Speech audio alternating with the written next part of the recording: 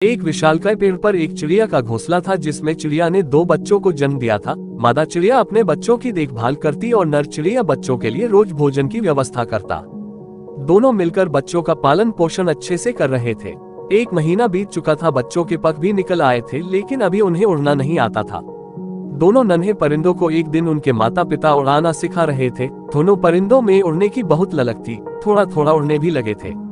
लेकिन उसी रात को घने बादलों ने दस्तक दी। देखते ही देखते जोरदार आंधी आती है। तूफान थमने के बाद उनमें से एक नन्हा परिंदा अपने परिवारजनों से बिछड़कर अपने आशियाने से बहुत दूर आ गया था। उस नन्हे परिंदे को अभी उड़ान भरने अच्छे से नहीं आता था, उसने उड़ना सीखना अभी शुरू ही किया था।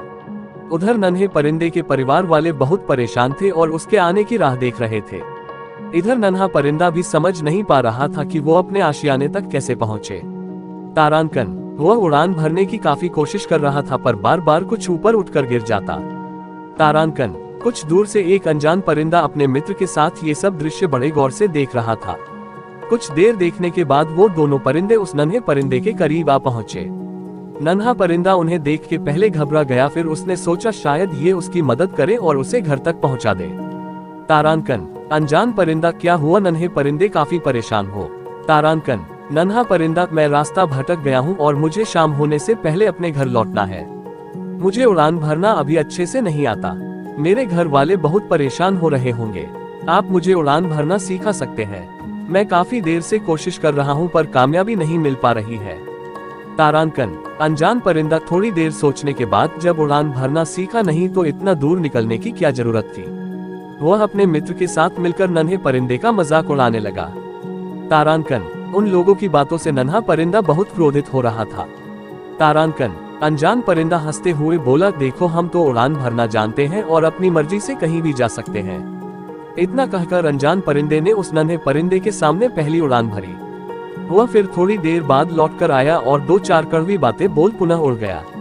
ऐसा उसने 5-6 बार किया और जब इस बार वो उड़ान भर के वापस आया तो नन्हा परिंदा वहां नहीं था। तारांकन, अनजान परिंदा, अपने मित्र से नन्हे परिंदे ने उड़ान भर ली ना। उस समय अनजान परिंदे के चेहरे पर खुशी झलक रही थी। तारांकन, मित्र परिंदा, नन्हे परिंदे ने तो उड़ान भर ली, लेकिन तुम इतना खुश क्यों हो रहे हो मित्र? तुमने तो उसका कितना मजाक बनाया। तारांकन, अनजान परिंदा, मित्र तुमने मेरी सिर्फ नकारात्मकता पर ध्यान दिया, लेकिन नन्हा परिंदा मेरी नकारात्मकता पर कम और सकारात्मकता पर ज्यादा ध्यान दे रहा था। इसका मतलब यह है कि उसने मेरे मजाक को अनदेखा करते हुए मेरी उड़ान भरने वाली चाल पर ज्यादा ध्यान दिया और वह उड़ान भरने में सफल हुआ। तारांकन, मित्र परिंदा, जब तुम्हें उसे उड़ान भरना सिखाना ही था तो उसका मजाक बनाकर क्यों सिखाया?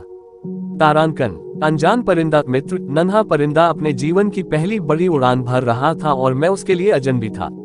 अगर मैं उसको सीधे तरीके से उड़ना सिखाता तो वह पूरी जिंदगी मेरे एहसान के नीचे दबा रहता और आगे भी शायद ज्यादा कोशिश खुद से नहीं करता। मैंने उस परिंदे के अंदर छिपी लगन देखी थी। जब मैंने उसको कोशिश करते हुए देखा था तभी समझ गया था इसे बस थोड़ी सी दिशा देने की जरूरत है, और जो मैंने अनजाने में उसे दी और वो अपने मंजिल को पाने में कामयाब हुआ। अब वो पूरी जिंदगी खुद से कोशिश करेगा और दूसरों से कम मदद मांगेगा। इसी के साथ उसके अंदर आत्मविश्वास भी ज्यादा बढ़ेगा। तारांकन, मित्र परिंदे ने अनजान परिंदे की तारीफ करते हुए बोला, तुम बहुत महान हो। जिस तरह से तुमने उस नन्हे परिंदे की मदद की वही सच्ची मदद है। तारांकन, मित्रों, सच्ची मदद वही है जो मदद पाने वाले को ये महसूस न होने दे कि उसकी मदद की गई है। बहुत बार लोग सहायता तो करते हैं पर उसका ढिंढोरा पीटने से नहीं चूकते। ऐसी सहायता किस काम की? परिंदों की ये कहानी हम इंसानों के लिए भी एक सीख है कि हम लोगों की मदद तो करें पर उसे जताए नहीं। ऐसी ही और भी ज्ञान से भरी कहानियां सुनने के लिए बने रहे सक्सेस ऑन फायर के साथ।